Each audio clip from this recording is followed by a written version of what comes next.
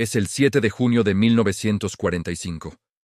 Son las 6:15 de la mañana sobre el cielo de Luzón, Filipinas. Un piloto de 22 años llamado Pablo Rivas Martínez vuela a 3.000 metros de altura en un caza de combate P-47 Thunderbolt. El avión pesa más de 7 toneladas. Lleva cohetes bajo las alas y munición en sus 8 ametralladoras. La misión de esta mañana es destruir instalaciones japonesas en tierra. Abajo, la selva filipina es una mancha verde interrumpida por columnas de humo. Hay una guerra terminándose, pero nadie se lo ha dicho a los soldados que están en ella. Rivas no es estadounidense, no es filipino, es mexicano. Nació en Jalisco, habla español, y hace menos de 3 años nunca había visto un avión de guerra desde adentro. Hoy es uno de los 35 pilotos del Escuadrón Aéreo de Pelea 201 de la Fuerza Aérea Expedicionaria Mexicana, el único contingente militar mexicano que combatió fuera del territorio nacional en la Segunda Guerra Mundial. El único en la historia moderna de México. ¿Cómo llegaron 35 pilotos mexicanos a combatir en el Pacífico en la guerra más grande que el mundo haya visto? Para entender el Escuadrón 201, hay que entender quién era México en 1942, y la respuesta es complicada. México, en ese momento, era un país que llevaba apenas 3 décadas recuperándose de una revolución devastadora, que había vivido la expropiación petrolera de 1938, cuando el presidente Lázaro Cárdenas nacionalizó las compañías extranjeras de petróleo y puso a México en una confrontación directa con Estados Unidos y Gran Bretaña. Un país que tenía una relación históricamente tensa con su vecino del norte, con razones profundas y legítimas para esa tensión. México había declarado una posición de neutralidad al inicio de la Segunda Guerra Mundial. No era el único país en hacerlo, y había sectores significativos de la sociedad mexicana que argumentaban que esa guerra era un problema europeo, no latinoamericano. Pero en mayo de 1942, 2 eventos cambiaron todo. El 13 de mayo de 1942, el submarino alemán U-564 hundió el barco petrolero mexicano Potrero del Llano en el Golfo de México. El barco llevaba bandera mexicana claramente visible.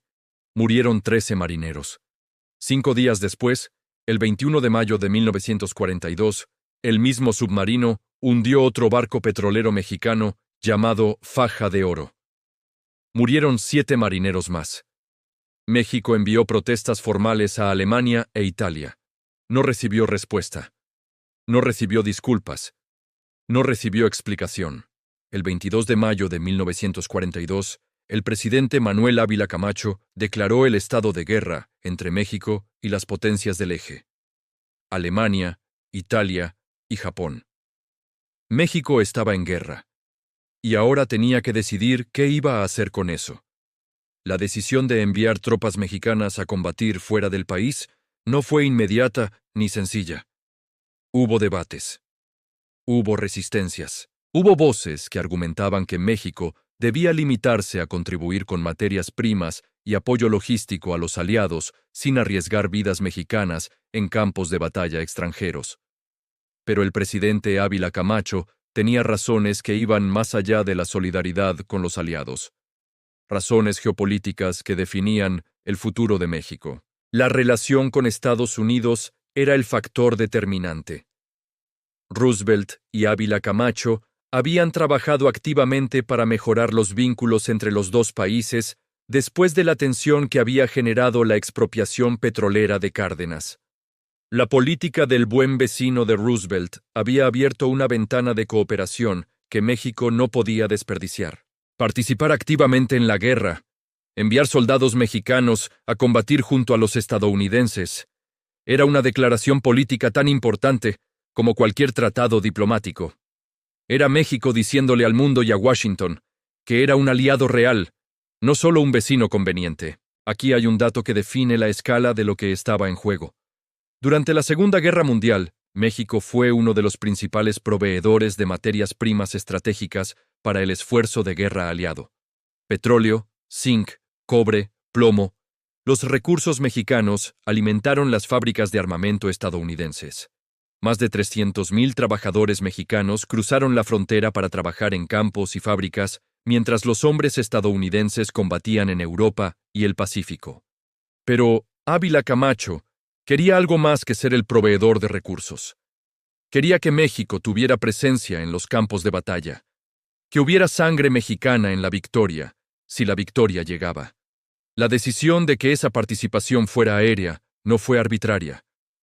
Una fuerza aérea requería menos logística que una fuerza terrestre masiva.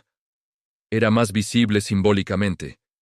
Y México tenía, aunque pequeña, una fuerza aérea con pilotos entrenados. En 1944, el gobierno mexicano anunció la formación de la Fuerza Aérea Expedicionaria Mexicana. Y comenzó el proceso de seleccionar a los hombres que iban a llevarla al combate. Los candidatos debían ser pilotos militares con experiencia. Debían ser físicamente aptos para combate. Y debían ser voluntarios. Nadie fue obligado a ir. Las solicitudes llegaron de toda la Fuerza Aérea Mexicana. Más hombres de los que podían seleccionarse levantaron la mano. Los elegidos fueron 300 hombres en total. Entre pilotos, mecánicos, personal de tierra y oficiales de apoyo. De esos 300, 35 eran pilotos de combate. 35 hombres que iban a volar aviones de guerra en el Teatro de Operaciones del Pacífico. Eran jóvenes. El promedio de edad era 23 años. Muchos nunca habían salido de México. Ninguno había estado en combate real, y ahora iban a entrenarse en Estados Unidos para luego ir a pelear contra Japón en las Filipinas. En julio de 1944, los 300 miembros de la Fuerza Aérea Expedicionaria Mexicana llegaron a Estados Unidos para iniciar su entrenamiento. El destino fue la base aérea de Randolph Field, en San Antonio, Texas. Luego, la base aérea de Pocatello, en Idaho. Y finalmente la base aérea de Majors Field, en Greenville, Texas, donde los pilotos completaron su entrenamiento en el avión que iban a volar en combate, el Republic P-47 Thunderbolt. El P-47 Thunderbolt era uno de los aviones de combate más poderosos y pesados de la Segunda Guerra Mundial. Con un motor de 2.000 caballos de fuerza, era capaz de alcanzar casi 700 kilómetros por hora. Armado con 8 ametralladoras calibre .50 y con capacidad para llevar bombas y cohetes bajo las alas. Era un avión diseñado para 2 misiones: escoltar bombarderos y atacar objetivos en tierra. Era también un avión que mataba a los pilotos inexpertos con una eficiencia brutal. No perdonaba errores de principiante. Los pilotos mexicanos tardaron meses en dominarlo. Hubo accidentes durante el entrenamiento. Hubo momentos de frustración intensa. Algunos de los instructores estadounidenses dudaban abiertamente de si estos jóvenes mexicanos iban a estar listos para el combate real. Pero hubo algo que los instructores no esperaban encontrar. Una determinación que iba más allá del entrenamiento técnico. Estos hombres sabían exactamente lo que representaban. Sabían que eran los primeros soldados mexicanos en combatir fuera del país en la historia moderna. Sabían que todo México los estaba mirando, que sus familias los esperaban, que su país había apostado su credibilidad internacional, en parte en ellos. El teniente coronel Radamés Gaxiola Andrade, comandante del escuadrón, era un hombre de 32 años, con una disciplina y una exigencia que imponía a toda su tropa. Gaxiola entendía mejor que nadie el peso simbólico de lo que llevaban en los hombros. En las reuniones con su equipo, repetía una idea que los veteranos del escuadrón recordarían décadas después.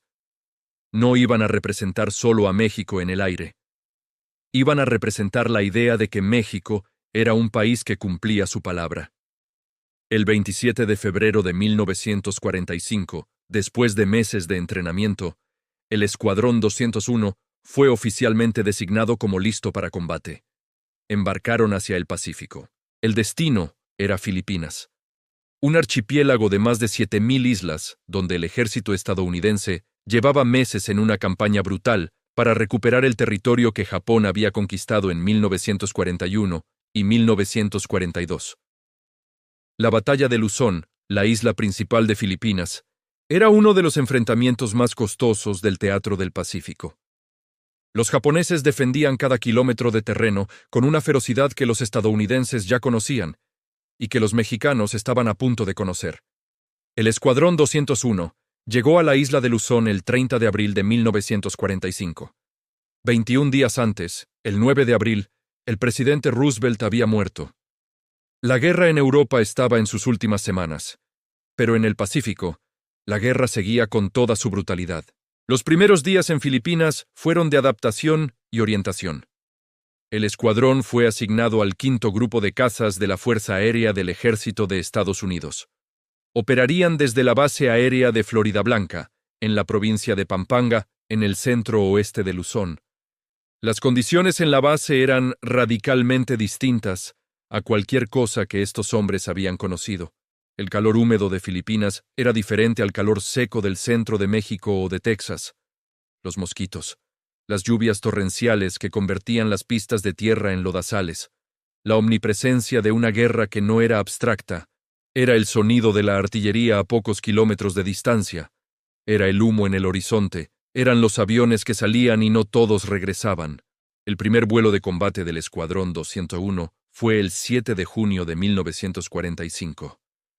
La misión, atacar instalaciones militares japonesas en la zona de Aparri, en el norte de Luzón, donde todavía había concentraciones significativas de tropas enemigas. 8 P-47. Thunderbolt despegaron de Floridablanca esa mañana con la insignia azteca pintada en el fuselaje, la imagen de un guerrero águila que habían adoptado como símbolo del escuadrón. Los pilotos volaron en formación hacia el norte. Debajo de ellos, la selva filipina. Adelante, el objetivo. Lo que ninguno de ellos podía saber en ese momento era que esa primera misión de combate iba a ser el inicio de 59 misiones en menos de 3 meses. Las misiones del Escuadrón 201 eran principalmente de apoyo a tierra, atacar posiciones japonesas, destruir líneas de abastecimiento, neutralizar instalaciones que dificultaban el avance de las tropas aliadas. Era trabajo de precisión a baja altitud, peligroso porque los exponía al fuego antiaéreo japonés desde el suelo. El fuego antiaéreo era el enemigo constante, no el combate contra otros aviones japoneses. Para 1945, la aviación japonesa estaba muy debilitada y los enfrentamientos aéreos directos eran escasos. El peligro venía de abajo, de los cañones que disparaban hacia arriba cuando los P-47 bajaban a atacar sus objetivos. Los pilotos del escuadrón aprendieron rápidamente que la diferencia entre volver a la base y no volver estaba en la velocidad de ataque, en el ángulo de acercamiento al objetivo, en no pasar 2 veces sobre el mismo punto. Aprendieron también que la guerra tiene sonidos que no se describen en los manuales de entrenamiento.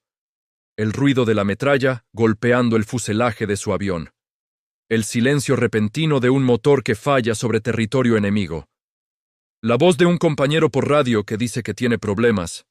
Y luego, el silencio. El capitán Fausto Vega Santander fue el primer piloto del escuadrón en ser derribado. Logró controlar el avión dañado y hacer un aterrizaje forzoso sin perder la vida. Fue rescatado. Pero no todos tuvieron esa suerte.